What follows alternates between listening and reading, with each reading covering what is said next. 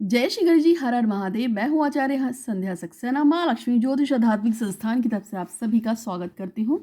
जैसे कि आप जानते हैं कि हम शिव महापुराण पढ़ रहे थे और मैं आपको सुना रही थी। मेरे 6 खंड पूरे हो चुके हैं शिव महापुराण के। आज से मैं 7वां खंड शुरू करने जा रही हूँ और आप सभी की जो भी मनोरथ हो ईश्वर उसको पूरा करे, ऐसी मैं कामना करती हूँ।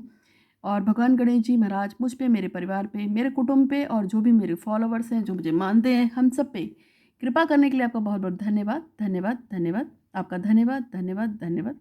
आपका धन्यवाद, धन्यवाद, धन्यवाद। कहा जाता है कि जो भी महाशिव पुराण को 3 बार सुन लेता है, उसकी मनोकामना अवश्य पूरी हो जाती है। तो यदि आप मुझे सुन रहे हैं, तो मेरे पीछे से चैनल पे जाकर जितने भी मैंने शिव महापुराण की लेसन डाले हुए हैं, पाठ अध्याय 1 से लेके अब तक, उन सभी को सुनना शुरू कीजिए। जब आपकी एक बार पूरी हो जाए तो आप उसको दोबारा सुनिए, फिर आपको उसको तिबारा सुनना है। 3 बार सुनने से, 3 बार पढ़ने से आपकी जो भी मनोरथ है वो अवश्य पूरी होगी। मैंने बताया था शिव महापुराण के पाठ को करने से एक लड़की का भाई वापस आया एक नई जन्म के साथ, मैंने कल ही आपको बताया था। तो अब ज़रा टाइम नहीं लूँगी आपका और आज से हम स्टार्ट करने जा रहे हैं महाशिव पुराण का 7वां खंड। कोटि रुद्र संहिता के नाम से हम इसे जानते हैं और नारद जी द्वारा ब्रह्मा जी से सती के जो शरीर का त्याग करने के बाद की कथा। जैसे कि आप जानते हैं कि माता सती, जो कि भगवान शिव की पत्नी हैं और दक्ष प्रजापति की पुत्री हैं, उन्होंने अपना शरीर देह त्याग दिया था हरिद्वार के कंकल क्षेत्र में, जो मेरे घर से मात्र 7 किलोमीटर दूर है और हम अक्सर वहाँ पे जाते हैं। वो कुंड वैसा ही है, आज भी बना हुआ है, बहुत ही खूबसूरत है, जिसमें देवी जल की भस्म हो गई थी। उसके बगल में गंगा जी बह रही हैं, बहुत ही खूबसूरत स्थान है।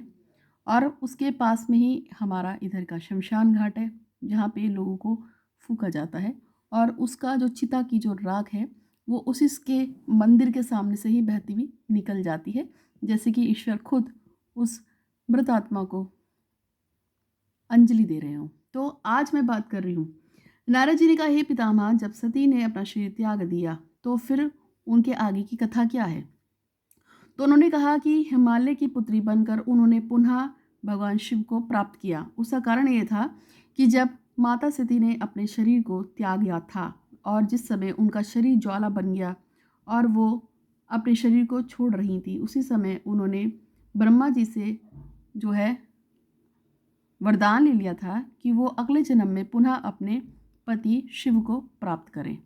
इसी कारण मैं आपको एक और बात बता देती हूँ कि भगवान शिव ने, एक तो ये कथा थी कि दक्ष जो है उन्होंने एक ऐसा यज्ञ का आयोजन किया था जिसमें माता सती जो है उनके पति को नहीं बुलाया था, शिव जी को, और उनका अनादर किया था। इस दुख में वो जल के भस्म हो गई थी। लेकिन इसके पीछे के अलावा एक और कथा ये भी है कि भगवान शिव और माँ सती जब विवाहिक जीवन में बंध गए थे, तो रामचंद्र जी महाराज लक्ष्मण जी के साथ वन में सीता जी को ढूंढ रहे थे और हाहाकार मचा हुआ था।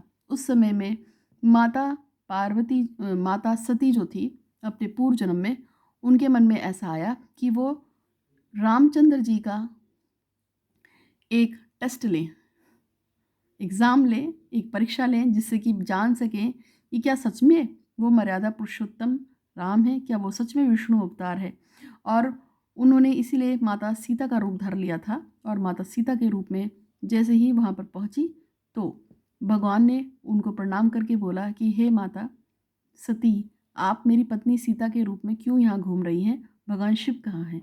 ये सुनकर माता को लज्जा हुआ और तभी उसी समय भगवान शिव ने अपनी पत्नी का त्याग कर दिया था, क्योंकि उन्होंने कहा कि जिस राम को मैं आराधता हूँ और अपना पिता मानता हूँ, परमेश्वर मानता हूँ, उनकी जो पत्नी है, जिसको मैं माँ समान मानता हूँ, तुमने उसी का रूप धरा था, अतः अब मैं तुमसे एक पत्नी के रूप में तुम्हें नहीं रख सकता। और भगवान समाधि में चले गए थे और जब भगवान समाधि से उठे तो दक्ष प्रजापति का पूरा यज्ञ हुआ और देवी ने वहाँ पे चिता में अपनी चिता लेकर, मतलब अपने शरीर को वहाँ पे जला दिया और नया जन्म लिया। कैसे लिया?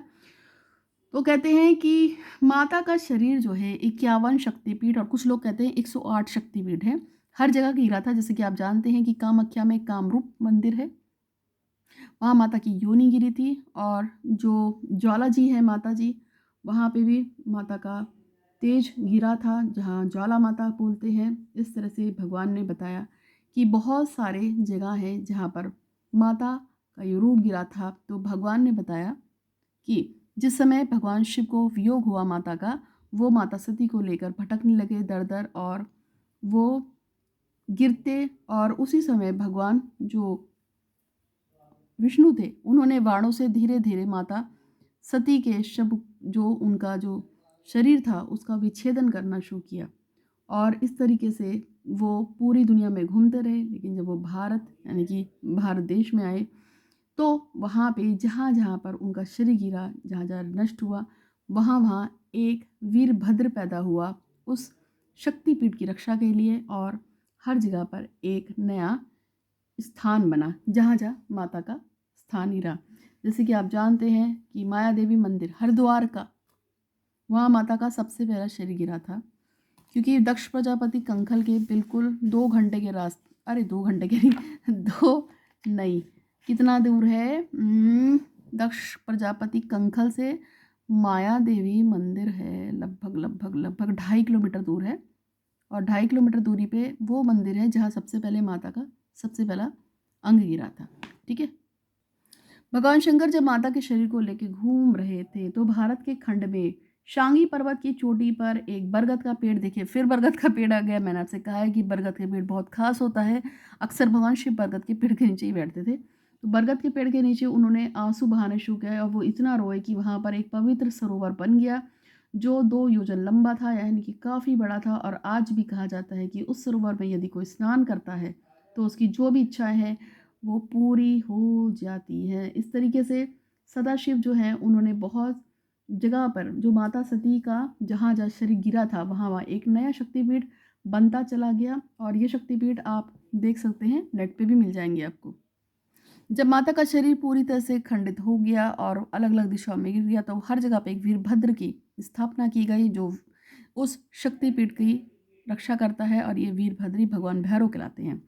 अब आगे की कथा में सती जो है उनका दूसरा जन्म हुआ हिमालय की पुत्री पार्वती के रूप में।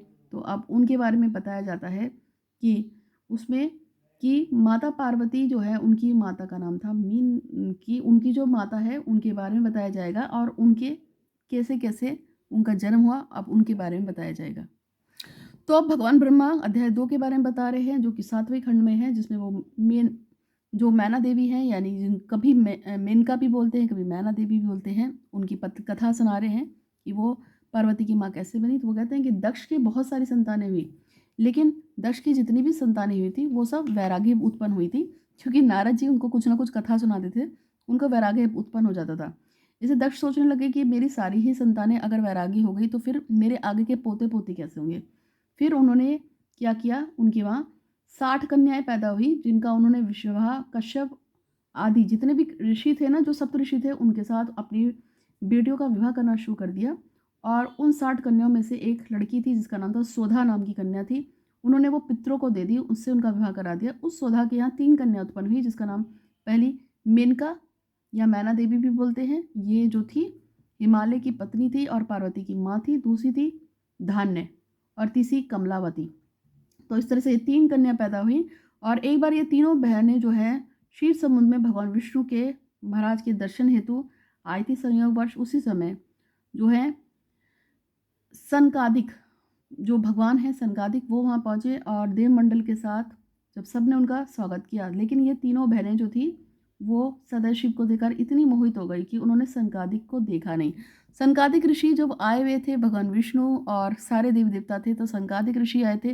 लेकिन जो ये तीनों लड़कियां थी, ये भगवान शिव को देखकर ऐसे मोहित हो रखी थी कि उन्होंने सनकादिक जो ऋषि थे उनको देखकर भी अनदेखा कर दिया। तो उनको गुस्सा आ गया और उनको दंड के श्राप दे दिया, और कहा कि तुम तीनों बहनें श्रुति को नहीं जानती हो, अतः तुम स्वर्ग में रहने लायक नहीं हो।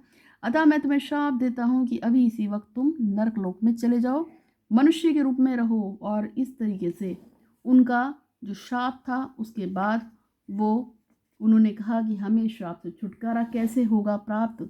तो उन्होंने कहा कि जब सबने उनसे प्रार्थना की, तो उन्होंने कहा कि ध्यानपूर्वक सुनो, तुम में से जो ज्येष्ठा है वह राजा हिमालय से ब्याही जाएगी और उसके गर्भ से जगत जननी पार्वती माता का जन्म होगा और भगवान शिव सदाशिव जिनको तुम देख देख के निहार रही थी वो ही उनके पति बनेंगे और तुम्हारे घर के दामाद बनेंगे तथा तुम्हारे सारे पापों को नष्ट करके तुम्हें पुनः स्वर्ग में भेज देंगे। और दूसरी कन्या थी धन्य, उसको कहा कि तुम राजयोगी जनक की पत्नी बनोगी। अब जनक कौन है आपको पता है, माता सीता की माता के रूप में, ठीक है, कहा गया। और उसके बाद उन्होंने कहा कि वहाँ पे तुम माता महालक्ष्मी के रूप में यानी कि माता सीता के रूप में, माता महालक्ष्मी सीता के रूप में जन्म लेगी। और तीसरी बहन जो कलावती थी उसको बोला कि तुम महाराज वृषभान की, हाय हाय क्या बात है, बहुत ही सुंदर कथा है। और इसमें ये बताया गया है कि उनसे कहा गया कि तुम वृषभान की पुत्री राधा के रूप में आओगी, ठीक है। तो जो 3 कन्या थी जिन्होंने सनकादिक का उनका इज्जत नहीं की, उनको नहीं देखा, वो तीनों लड़कियां पुनः जन्म लेती हैं। और मैंने आपको बता दिया, एक राधा माँ की माँ बनती हैं, एक सीता की माँ बनती हैं और तीसरी माता पार्वती की माँ बनती हैं। तो इतना अच्छा सौभाग्य, माँ की माँ बन गई हैं। तो इस तरीके से ये अध्याय पूरा होता है। और बहुत बहुत धन्यवाद गणेश जी, क्योंकि मुझे भी ये बात नहीं पता थी। आपका बहुत बहुत शुक्रिया, धन्यवाद धन्यवाद धन्यवाद इतनी अच्छी कथा मुझे बताने के लिए। हिमाचल जो है उनका जो हिमालय देवता थे उनका विवाह फिर मेनका के साथ हो जाता है। और शास्त्रों के सही जैसा कि उन्होंने कहा ही था कि तुम्हारे फिर पुत्री के रूप में कौन पैदा होगा, बता दिया था।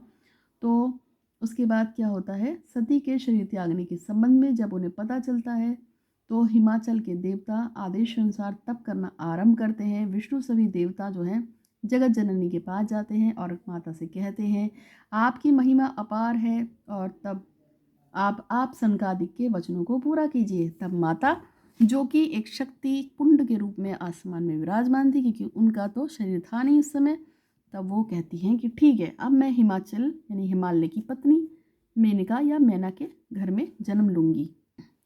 अध्याय 4 में बताया गया है कि हिमाचल तथा मेनका के घर में, अब यहाँ कहीं हिमालय भी है कहीं हिमाचल भी है, तो उनके घर में माता जो है जन्म लेती हैं और उसके बाद उनके घर में खुशियाँ ही खुशियाँ रहती हैं। लेकिन कहा जाता है कि माँ ने अष्टमी की, माता ने मेनका दोनों ने भगवती जगदम्बा की पूजा की, अष्टमी का व्रत रखा और निर्हार करके 27 वर्षों तक तप किया, तब जाके उनके घर में सुंदर कन्या ने जन्म लिया, ऐसा कहा जाता है। और उसके बाद माता ने कहा कि तुम्हारी जब माता की शरण में थे और उनके घर में उनका जन्म हुआ तो उन्होंने कहा कि आप मुझे कन्या रूप में अवतार लें। तो भगवती हंसकर बोली कि तुम पहली हो जो पुत्र नहीं मांग रही हो, पुत्री मांग रही हो। तो उन्होंने कहा कि आप मेरे घर में पुत्री के रूप में जन्म लें। तो माता ने कहा कि तुम्हारे घर में मैं पुत्री तो बन के आऊँगी, लेकिन मैं तुम्हें 100 पुत्रों का वरदान भी दे रही हूँ। 5वें अध्याय में भगवान शंकर का सती के वियोग में अवधूत होकर समस्त लोगों में घूमना। जैसे कि आप जानते हैं माता चली गई थी तो भगवान शंकर उनके प्रेम में, उनके विरह में सब जगह भटकते हैं और परेशान रहते हैं, समस्त ग्रहों पे चले जाते हैं और प्राप्त अलग अलग जगह पे वो भटकते रहते हैं और सभी देवी देवता इससे परेशान रहते हैं। 6ठे अध्याय में हिमाचल की पत्नी मेनका का शिवजी से वरदान प्राप्त करना। तो इसमें जो भगवान सदाशिव से वरदान प्राप्त करने के लिए कि आप प्रसन्न हो और हमारे घर में आए, तो इसके लिए माता जो है भगवान शिव की आराधना करती हैं। माता मेनका को या माता मैना देवी को 100 पुत्र प्राप्त हुए जैसे देवी ने कहा था। और उसके बाद माता जगत जगदम्बा जो है वो हिमालय जो थे उनके हृदय में बसी और फिर माता के गर्भ से उत्पन्न हुई एक सुंदर कन्या के रूप में। जब माता का जन्म होता है तो सभी देवी देवता झूम उठते हैं और सभी जितना भी जगह थी उन सब जगह पर जो है ईश्वर नाचने लगते हैं और सब लोग आनंद में आ जाते हैं, क्योंकि देवी ने पुनः अवतार लिया था और वो पुनः अब शिव से विवाह करके सृष्टि को पूरा करने जा रही थी, इसलिए सब जगह मंगलदीप गायन लगते हैं। इस 7वें अध्याय की तरफ अब मैं जा रही हूँ, जिसमें माता भगवती जब जन्म लेती है। अध्याय 7 में जो है माता जो है जब पैदा होती हैं तो पूरे की पूरी 8 भुजाओं के साथ पैदा होती है और उनके सभी जो अंग थे, जिसमें जो खड्ग थी और शंख थे और माता दिव्य रूप था, जैसे कि आपने माता दुर्गा को देखा उसी रूप से वो जन्म लेती है। सभी जगह मंगल गान होता है और फिर माता का नामकरण होता है। और 8वें अध्याय में माता की बहुत ही खूबसूरत होने का पूरा विवरण दिया गया है कि माता के कैसे बाल थे, कैसा रूप था, कैसा उनका यौवन था और बाल अवस्था में जो उनका रूप था, जो उनका जो ऐसे वो युवा की तरफ हो जाती है, उसका वर्णन किया था कि माता कितनी खूबसूरत होती हैं। जैसे-जैसे वो युवा हो रही थी, वो कितनी खूबसूरत होती जाती हैं। और उसके बाद अध्याय जो अगला है, 9वां अध्याय, जिसमें नारद जी आते हैं और वो माता के बारे में जो है भविष्यवाणी करते हैं कि माँ का भविष्य कैसा होगा और वो बताते हैं कि इनका जन्म तो भगवान शिव से वहाँ करने के लिए ही हुआ है। तो ये मैंने आपको 7 खंड के अध्याय 9 तक सुनाया है। अगला मैं आपको अगले जो है एपिसोड में सुनाऊँगी, तो मुझे उम्मीद है कि आपको ये बहुत अच्छी कथा लगी होगी। आप जितनी भी मेरी ये कथा है इसको पूरा अच्छी तरह से सुनिएगा। कहते हैं कि कोई भी पुराण अगर आप 3 बार लगातार पढ़ते हैं, तो आपकी जो भी दुर्लभ मनोकामना है वो भी पूरी होती है। तो अगर आप पढ़ नहीं सकते हैं, तो कम से कम मैंने जो बोली हुई है उसको सुनना शुरू कीजिए। आपकी समस्त मनोकामना पूरी होंगी, ऐसा मेरा विश्वास है। और 3 बार पूरा सुन लेने से आपको अवश्य लाभ होगा। तो आज के लिए इतना ही। उम्मीद है कि आपको वीडियो अच्छा लगा होगा। अच्छा लगा है तो लाइक कीजिए, शेयर कीजिए। आपका दिन शुभ हो। धन्यवाद।